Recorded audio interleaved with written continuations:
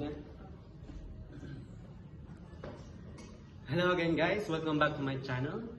This is Andres Magbus and this is my podcast. And for today's video, we will be talking about the movie The Big World. And for that, we have our guest here introducing Miss Cheryl Buntuyan. Hello Miss Cheryl. Hi! So, how are you today? I'm good, Andres. Thank you for asking. Ikaw? I'm also okay. Medyo lang kay. Medyo. Due to because we have an upcoming exam. What's the upcoming? So now we'll be talking about the big world. Yes. So for my introduction question, what do you understand about the movie The Big World? Like kining sa imong pagtan-aw, say lesson nga nahatag sa imong atong movie. For me, Kai, the movie Big World shows that even if you're someone or a person with a disability, kanang imong disability, dili siya makahinder sa imong gusto bitaw maabot sa kinabuhi. Like dreaming into a good university, playing something na kanang makapalipay sa imuha. Like kanang isa naka-disability dawaton mo talaga pagka sa mga tao nga appreciate imong ginahimo. Na ako ang na-learn sa movie nga Big World.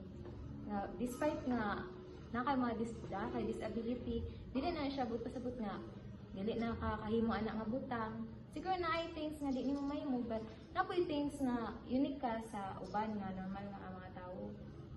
That's true, no? So, don't ever let your problem or disability hinders what you like to be able to achieve a good life. Yes. So, like kining diri nga question nato. Now, how does the movie Big World depict the concept of a good life?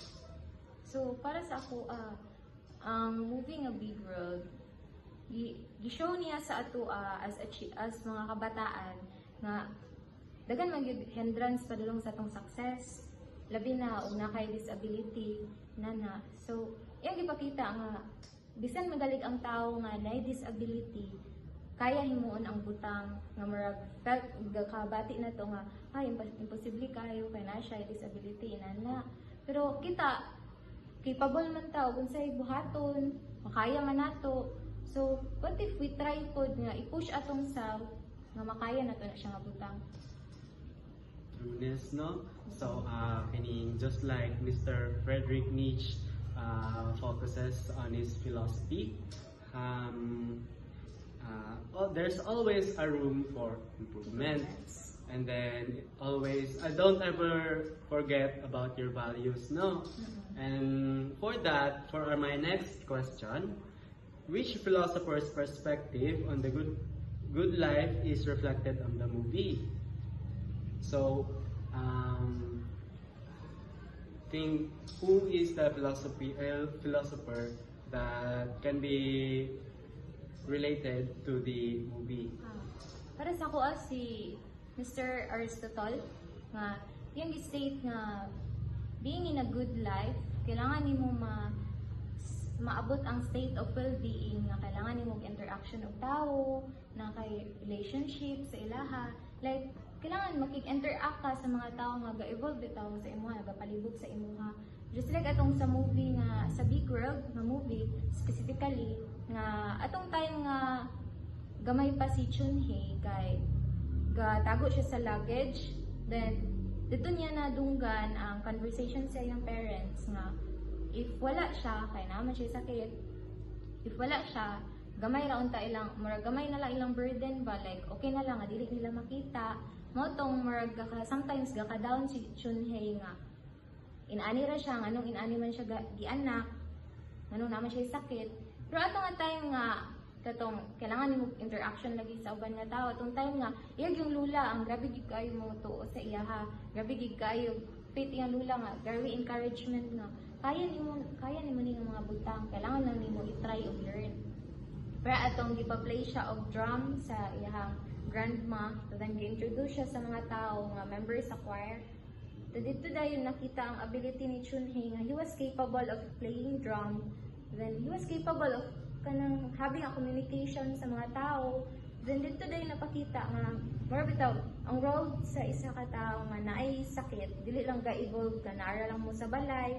Kailangan po siya interaction o relationship nga maka meet po kag mga friends pareha sa iya naka meet siya og katong girl. Ato siya. So no, whenever you want to improve yourself, don't ever let anything hinders you. And kining ayaw gyud kalimting nga kining ang room for improvement dili lang siya mag-start dira sa imo kundi mag-start din siya sa kawas food. Yes. And The then people nga ga surround dito sa imo kailangan po nila og kanang motivation nga ihatag sa imo ha. so the people around you or whoever those people around you always be more open on social life due to because it also builds your personality. So, and then for that, my next question is, what does a good life mean to you personally? And which philosopher's viewpoints viewpoint aligns with your definition of good life, and why? So for me, as dili man jud kayo niingon nga wealthy, kanang kaya-kaya lang, and sometimes ambitious pud kay ko about material things. Siguro for me, ako ang philosopher is si Steve Miller, na iyang state na a good life is characterized as a state of living na high standard na. So ako man jud in the future, I want to be someone who's stable na a job, then I would be able to give back to my parents. I will buy my own necessities and needs. Nga, dili na ko mag-alig o kwarta pa bitaw sa parents. Like, I was capable of traveling alone, using my own money, nana. Kaya gusto medyo ko nga, dili ang imong panglaag, imong pangayoon bitaw sa mga parents, nana. So no, kinsa bagoy dili ganan for the Yes. comfortable life, di ba? Yes. Everyone wants that. Yes. Even though if we aren't so very wealthy in the future, as long as it provides us a comfortable life, it would be fine, no? And then I think that would be all, Miss Cheryl. Thank you for attending my You're podcast welcome. and taking your time here in my little podcast. And that's all for today's video, guys. This is Andres Magbuhos once again, and we'll be seeing each other next week for our next video. Bye. Bye-bye.